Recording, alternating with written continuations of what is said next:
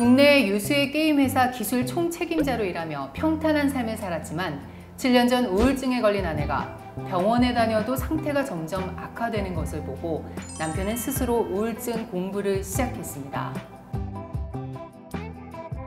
삶을 포기할 뻔했던 아내와 함께 7년간의 사투 끝에 긴 우울증의 터널에서 빠져나온 최희종 작가님 모셨습니다. 안녕하세요, 작가님. 반갑습니다. 안녕하세요, 최희종입니다. 네, 반갑습니다. 책 제목이 소중한 사람을 위해 우울증을 공부합니다. 네, 1장의 소제목이 갑자기 찾아온 병입니다.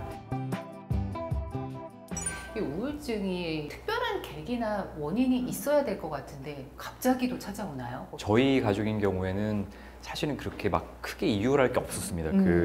어떻게 보면은 이제 육아 스트레스하고 네. 직장 다니면서 네. 그런 것들이 이제 천천히 누적이 돼서 네. 정신적으로 버틸 수 없는 수준까지 갔던 것 같고요. 육아가 그렇게 쉬운 일이 아니다 보니까 우울증으로 인한 건지 아니면 육아 스트레스가 심한 건지가 구분이 좀 어려웠다고 할 수 있을 것 같고요. 네네. 그런 면에서는 갑작스러웠다고 할 수 있습니다. 아내가 좀 평소와 좀 다른데? 라는 생각이 처음 드셨을 때 혹시 우울증일까라는 생각부터 드셨는지. 당시에는 우울증이라는 이제 개념이 이제 약간 연예인들이 힘들어하는 부분이라던가 약간 유명한 분들이 정서적으로만 네. 힘들고 나머지는 좀 풍족하고 뭐 약간 이렇게 생각했습니다. 네. 이제 그래서 어떻게 보면 이제 저희 집이랑은 좀 관련이 없는 이야기라고 생각을 했어요. 네. 그래서 우리 와이프가 에너지가 넘치는 사람이고 네. 생활력 있다. 네. 그리고 굉장히 일이라든가 이런 것들을 잘 해치우는 좀 슈퍼맘 그런 기질이 있다고 생각을 하고 어떤 어려움이 있어도 해결했고 그동안 이겨냈지 이런 생각을 하다 보니까 믿었군요. 예, 약간 네. 우울증이라고는 전혀 생각을 못 하고 그쪽이랑은 아예 상관이 없다. 둘째가 생겼을 때라서 이제 아기가 둘이 되니까 이제부터는 많이 힘들구나.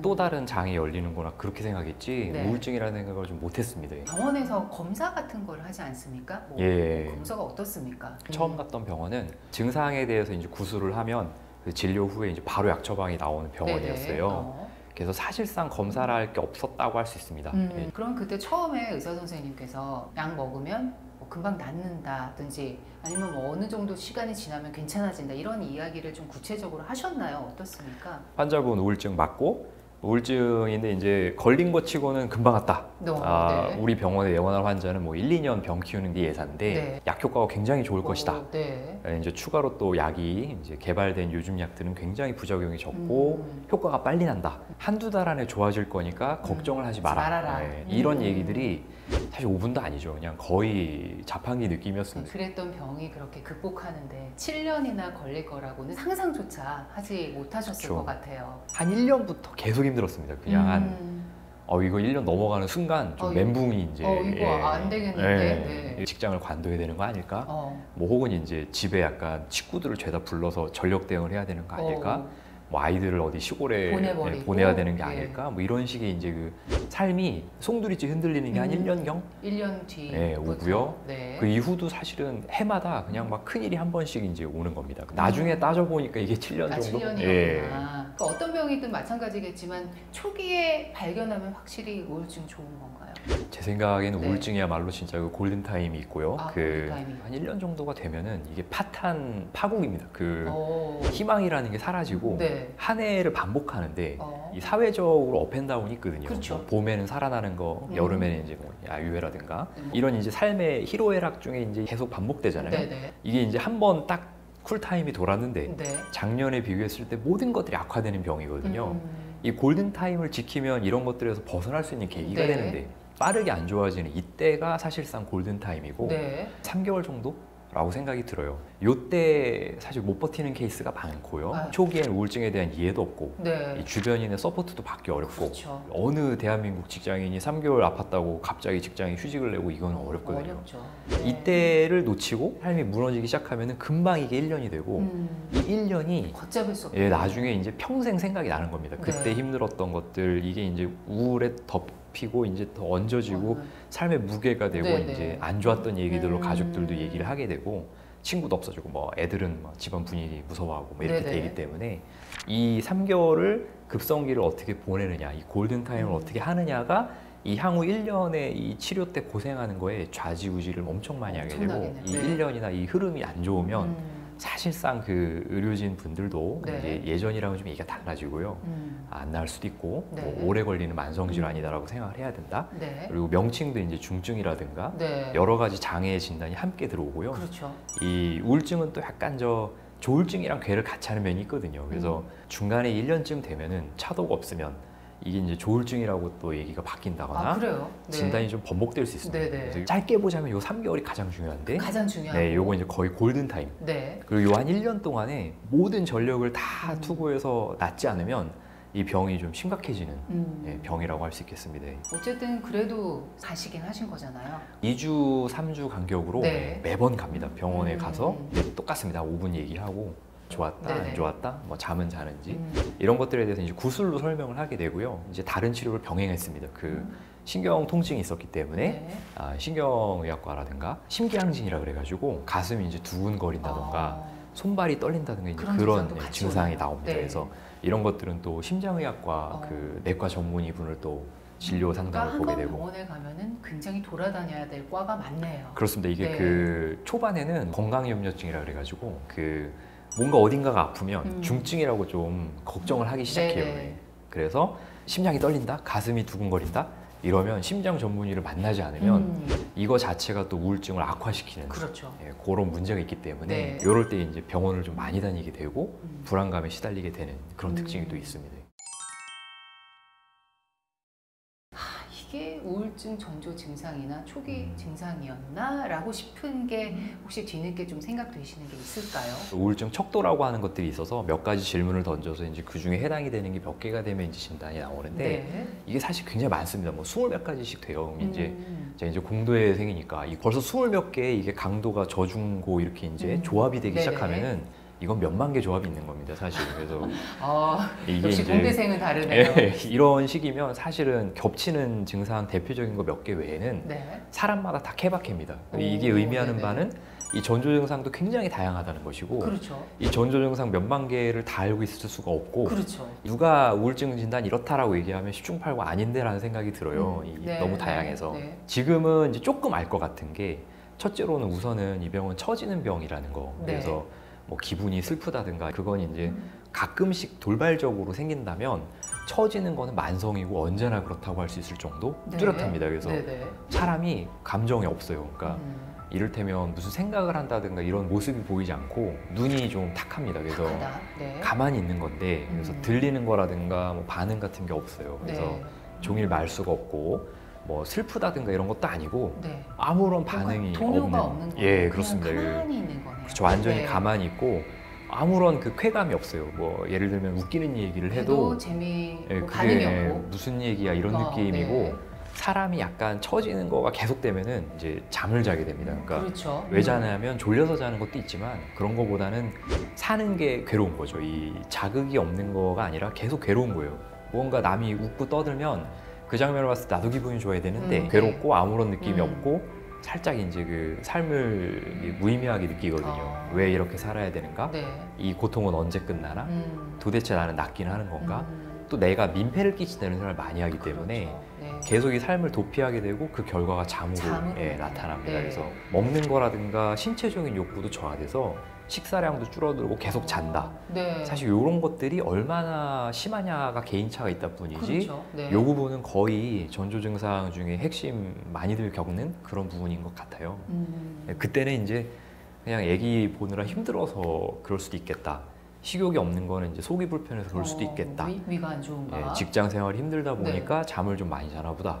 이렇게 생각을 단순하게 했는데 그렇게 생각했지만 예, 그게 이게 아닐 이제 수 좀, 있다. 24시간 지켜봤다면 틀림없이 병증이라고 생각을 했을 건데 저도 이제 출퇴근을 하고 계속 같이 붙어있지는 저 계속 않으니까요. 붙어있질 않으니까 네. 그런 걸 놓치게 되는 것 같고요. 보호자가 전조 증상을 느꼈다.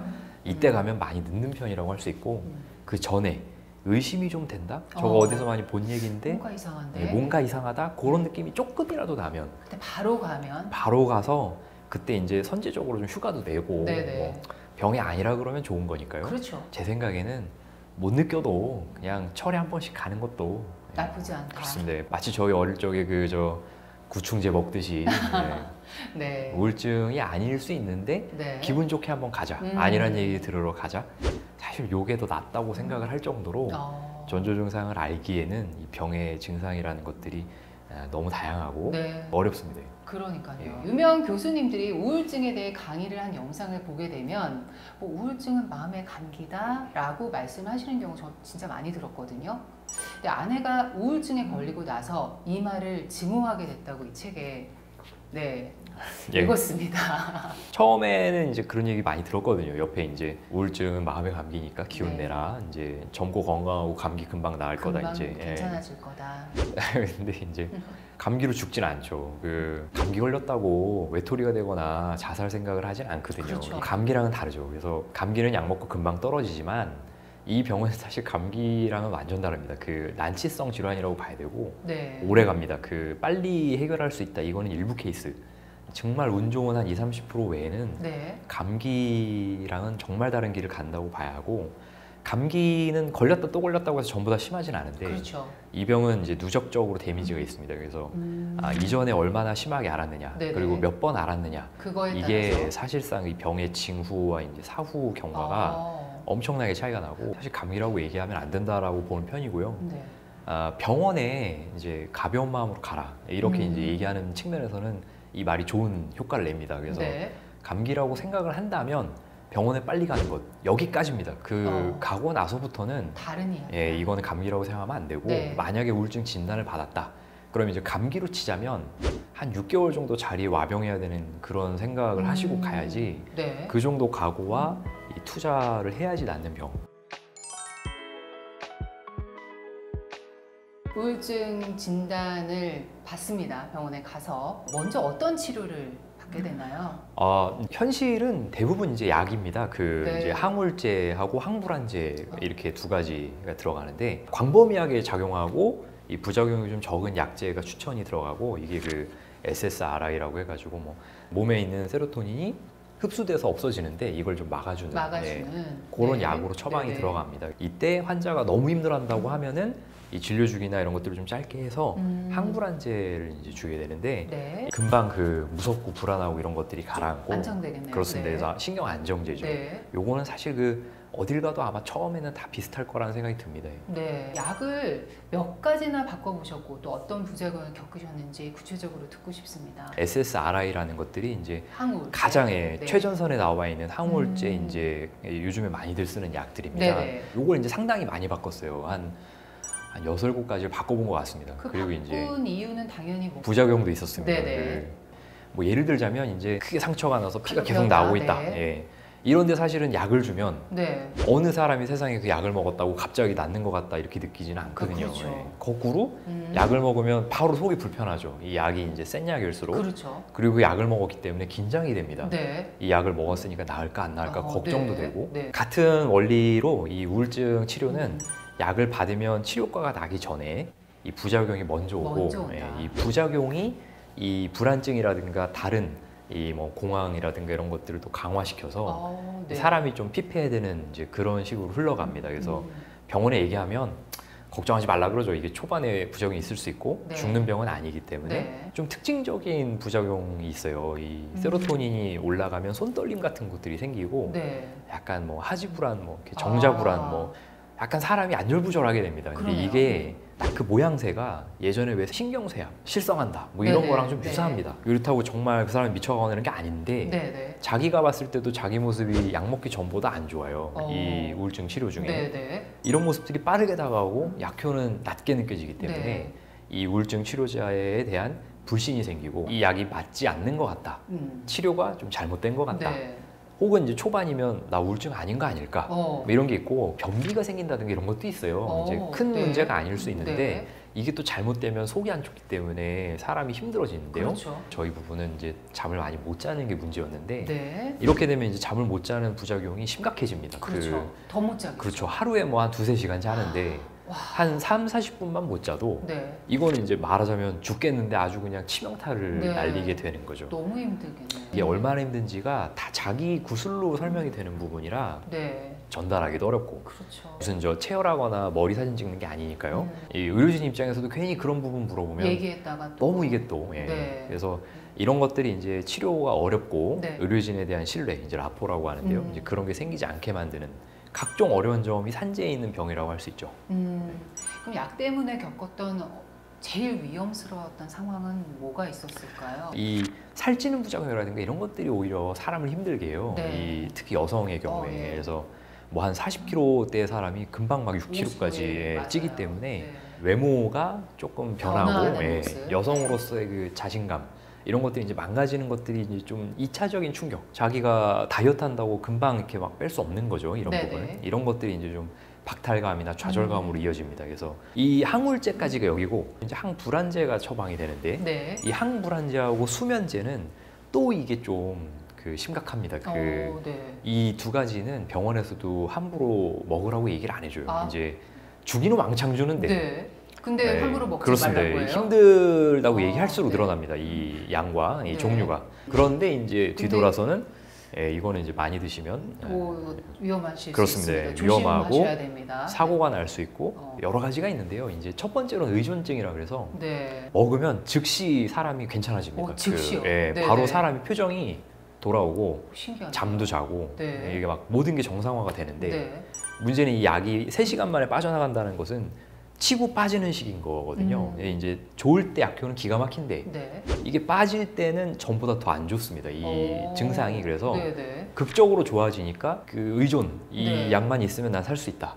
그리고 약을 챙기는데 그 다음에 먹었더니 이 약효가 전만 못하고 이 전만 못한 거에 이후 3시간 후에 내 모습은 그 전보다 비참해지는 거죠. 근데 이것들을 사실 충분하게 설명해 줄 수가 없죠. 이 의사로서도. 그렇다고 얘기를 하면 어느 누가 이 약을 먹겠습니다. 그래서 효과가 사실 필요한데 그럴 때는 이런 얘기들에 대해서 자세히 얘기를 또 하지 못하고 듣는 입장에서도 설마 그렇겠어라고 생각을 하고 또 덜한 사람도 있거든요. 그래서 자기가 어떨지는 먹어봐야 하니까 결국 이 금단 증상과 의존증 이런 것들을 경험을 하게 되면 이 약에 대한 이제 불안감이 또 이 우울증을 강화시키고 불안 증세를 또 심하게 만들고 약을 손에 쥐고 못 먹었어요. 이제 저희 집 사람은. 그래서 그냥 경련 오고만 이래도 공황 발작 오고 이래도 이 약을 못 먹습니다. 무서워서. 그래서 약을 받았지만 그 약이 효험을 내는 게 아니고 거꾸로 이 환자에게 공포가 되는. 이런 게 있고 또 수면제 이제 졸피뎀 이런 것들은 또 이 약이 좀 문제가 되는 게 양이 이제 좀 오버됐다든가 이럴 때는 본인이 통제 불가능할 정도로 잠을 오래 자게 되거나 잠에서 깨지를 못합니다. 비몽사몽에 자기가 했던 일을 기억을 못하고 뭐 이를테면 이상 행동도 보여요. 뭐 이제 기면증이라든가 뭐 자다가 일어나서 돌아다닌다던가 이건 좀 심각할 수 있는 게 자기도 모르는 새에 창문을 열고 바깥 쳐다보면서 약간 이제 충동을 억제를 못하게 되는 경우가 있습니다. 그래서 이 우울증 환자들이 무서워하는 게 알고 그러면 차라리 낫다는 거죠. 근데 그게 아니고 자기도 모르는 새에 이 충동을 갖다가 억제를 못하는 일이 생길 수 있기 때문에 이런 부분은 본인도 자기를 통제를 못하니까 더 무섭고 통제를 스스로 못하는데 약은 먹어야 되고 먹긴 해야 되겠고 안 먹으면 병이 깊어질 수 있는 것인가 혹은 다른 약을 먹어야 하는 것인가 이 고민이 끝이 없기 때문에 이 약을 먹으면서 겪는 이 부작용 중에는 가장 어려운 부분이 여기 있다고 할 수 있을 것 같습니다. 그래서 맞는 약을 찾는 데까지 오래 걸린다라고 표현하는 것은 그 약을 먹었을 때 본인이 충분히 느낄 정도 효험이 낫는 이제 굉장히 좋은 케이스. 그렇습니다. 정말 전생의 업이다 뭐 이런 얘기도 하고요. 막 정말 축하. 이거는 뭐 거의 인생에서 그렇게 좋은 일 없다 수준으로 축하할 수준이고 나머지 30%는 이제 약간 반응이 없다라고 표현하는데 반응이 없다고 그분이 그 약을 계속 먹고 반응이 없다 이건 아니고 양이 부족하거나 너무 많거나 이런 케이스가 또 있습니다. 그래서 이게 사실 3차원적으로 보자면 수백 가지 케이스가 있는 거죠. 원래 어려운 병인 거고 의료진 분들만이 또 하실 수 있는 전문 분야인데 의료진의 이제 약간 자꾸 아쉬운 소리를 하게 되는데 이게 그 진료가 짧고 워낙에 사람들이 다양한 증상이 있고 이런 병이다 보니까 아무리 명의라고 한들 그 짧은 시간의 진료에 그 사람의 여러 가지 히스토리의 파악이 어렵고 초반에 이 약이 잘 맞는 이 30%를 제외하고는 대부분 이 병에 대해서는 어느 정도의 공부나 옆에서의 도움, 특히 가족과 이 보호자들이 객관적으로 이 병에 대해서 현재 상태를 설명해 주는 것들 이런 것들이 동반이 되어야지 그렇지 않고서는 너무너무 현재 상황을 파악하는 것만으로 힘에 부친다 라고 할 수 있을 것 같습니다. 우울증 약을 한 번 먹으면 평생 먹어야 되는 게 아닌가 이렇게 또 불안감을 느끼시는 분들도 꽤 있거든요. 이 항우울제 중독성이 있나요? 어떻습니까? 결론적으로만 보자면 중독성은 없다고 할 수 있을 것 같고 네. 다만 이제 끊으면 금단 증상이 이제 끊었을 때 네. 전에는 없던 증상이 생기는 거죠. 손발 떨림이라든가 네. 두통, 잠을 못 자는 경우, 네. 그리고 뭐 소화불량이라든가 뭐 심장 떨림이라든가 이런 것들이 원래 우울증 증상인데 그 금단 증상하고도 거의 비슷해서 네네. 중독은 아닌데 그 약을 다시 먹어야 되는 경우가 있습니다. 그래서 사람들이 약은 평생 먹어야 된다, 중독이 있다 이렇게 얘기를 하는 이제 그런 측면이 있습니다. 모든 약이라는 게 안 먹으면 좋죠. 근데 그쵸. 5년 내 재발학률은 뭐 60% 이렇게 나오는 이제 뭐 연구조사 네. 결과가 많이 있어서 2명 중에 1명 이상이 재발하는 것이죠. 네, 그러네요. 예, 그렇다고 하면 평생까지라고는 말씀을 못 드려도 꽤 장기 예, 좀 장기 복용을 하는 게 좋고 약을 내가 오래 먹으면 안 좋다. 이렇게 절대 생각하지 말고 이 SSRI 이런 것들은 뭐 50년 전, 뭐 사반계는 막 70년 전 좀 오래된 약이거든요. 그러네요. 그 오랜 시간 동안 이 약들이 살리는 사람이 많기 때문에 이 약에 대해서 너무 걱정하지 말고 네. 이 약을 오랫동안 먹더라도 이 재발이라든가 뭐 금단 증상이라든가 이런 것들을 충분히 관리하면서 가면 되지 이걸 빠르게 끊어서 한 뭐 1년 먼저 약 안 먹고 뭐 버텼다 네. 그런다고 해서 이 재발이 덜 되거나 이런 게 아니기 그런 건 때문에 아니다. 이 약을 천천히 줄인다. 정말 천천히 줄여서 환자가 스스로의 상태를 통제할 수 있는 정말 안정감 있게 특히 뭐 운동이라든가 이런 것들을 병행을 해서 네네. 약물 치료만이 아니라 비약물 치료도 든든하게 네, 받쳐줬을 예, 받쳐줬을 때 그때 서서히 끊으면 절대 문제가 안 되는 네. 그런 약입니다.